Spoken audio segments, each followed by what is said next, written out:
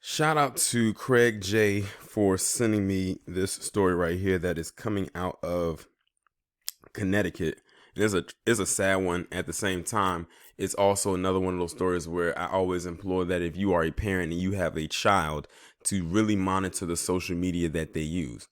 So in this picture, you see a 19-year-old by the name of Deontay Willoughby, and he has now been officially charged with murder of a 14-year-old boy by the name of Jose Nunez. And basically what happened is Jose Nunez started to have,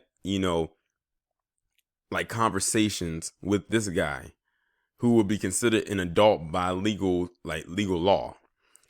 Who knows exactly what they were talking about, what the conversations could have possibly been.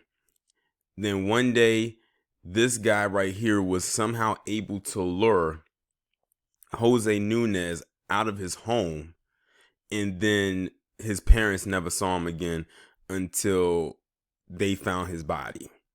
So I'm gonna go ahead and read this article from People and see what else we find out. A 19-year-old Connecticut man accused of murder is being held in lieu of a $2 million bond after allegedly luring a teen he'd been communicating with on Snapchat from his home and killing him. On Tuesday at about 5 a.m., Bridgeport resident Eugenio Campos says he awoke to find that the front door of his house was wide open and his stepson, Jose Nunez, age 14, was nowhere to be found, says the distraught stepfather. I knew something was wrong, Campos said. At 8:55 a.m. that morning, Nunez's mother reporting him missing. Campos said he told police that he believed he knew the identity of the man Nunez had left home with that morning after scouring social media for clues. I'm trying to figure out what in the world could a 19-year-old man be wanting to do with a 14-year-old that early in the morning? I think many of you already have formed in your head what that could be. Later that day, Bridgeport police detectives say they received unconfirmed information from a source that a homicide had been committed and that the body was dumped outside the city in another town, according to an updated release from the Bridgeport Police Department on Friday. Their investigation led officers on Wednesday to a wooded area on Wyant Road in Oxford, about 30 miles north of Bridgeport. There, officers found Nunez's body. An autopsy conducted by the state medical examiner determined that the cause of death was strangulation and the manner of death as a homicide.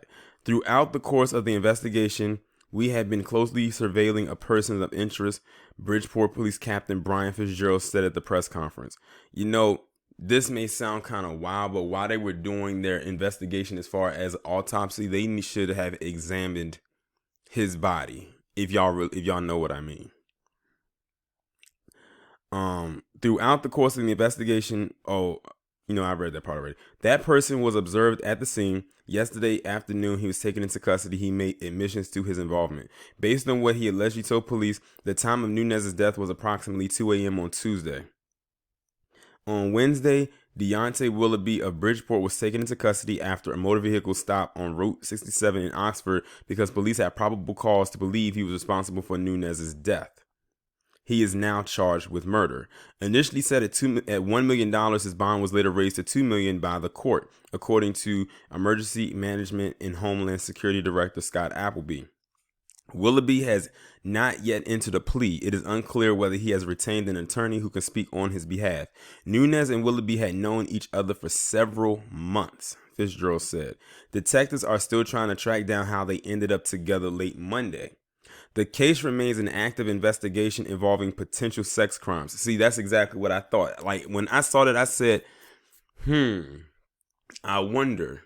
Something to me just screams that they were developing some kind of an online relationship.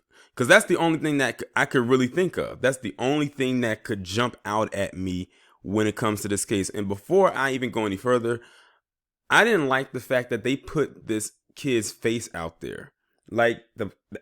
Notice I don't have his picture on the screen, but if you was to pull up this story, his face is out there and everything like that. I mean, it's one thing if you put his name and his age, but they have his picture out there. They have two pictures I saw of him on this article that I'm reading right now. I think they should have kept his identity concealed, especially since the circumstances of the case and he was a minor. But I guess they figure, oh, since he's dead, we'll just put it out there. But still, at the same time, I think they should have just kept it hidden. In the meantime, Nunez's family is devastated by the slaying of the high school freshman who loved snakes, basketball, and video games. He's gone and we're never going to see him again. We're never going to talk to him again. Wendy Rivera, the victim's aunt, told CBS New York, I just want to hold him and hug him and kiss him, and I can't. During the press conference, Campos warned parents about online predators. I want to make it clear to all parents to please take care of their kids with the phones. This guy was tricking him the entire time, and that's probably what it was. Like, he was probably, this grown man was talking to this young boy. He could have been talking to him about any, when the aunt was saying the things that he liked, basketball, snakes, and everything like that. That's how he did it to lure him. And see, kids' minds are so impressionable that when they see something that they like, they get easily excited or easily enticed. It doesn't take much to entice a child. And unfortunately, that's what happened with this situation right here. Willoughby allegedly was able to get him to Snapchat and lure him right out of my house. He said, he says the older guys can easily manipulate children. Take care of your children. Truth be told, women can manipulate children too. Just saying. And then they gave their phone number. They said if they feel they have been victimized by the same guy in the past or have information regarding criminal conduct involving him. Very sad story all the way around. That's why, like I always say, like they said in the article, and I've said it before in past videos involving children when it comes to this type of stuff, you have to really monitor the social media in which they use, because people out there will pretend. And this guy right here, for all intents and purposes, the Jose Nunez could have thought he was talking to a boy his own age or around his age range that was interested in the same things he was.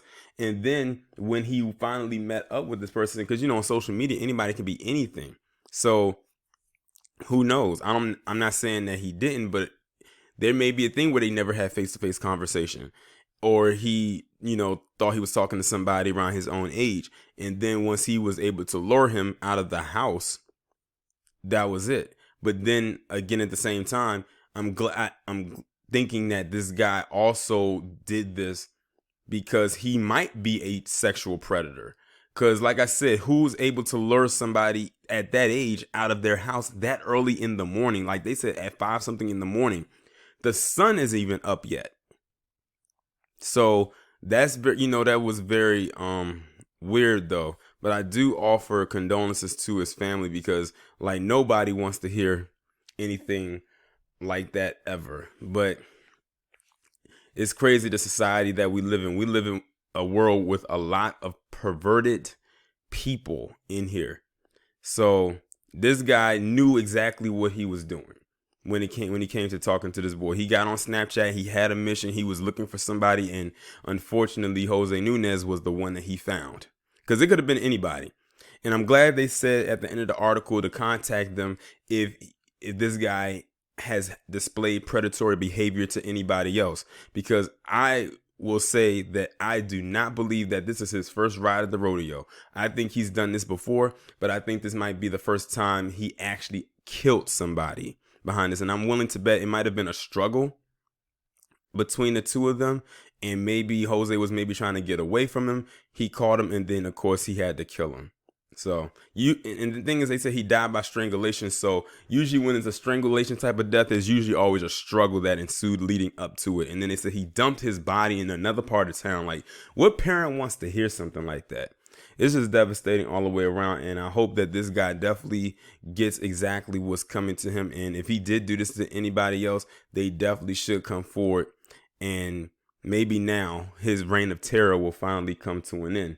Well, on the outside anyway, because once they get wind of what he did, his reign of terror will officially be beginning.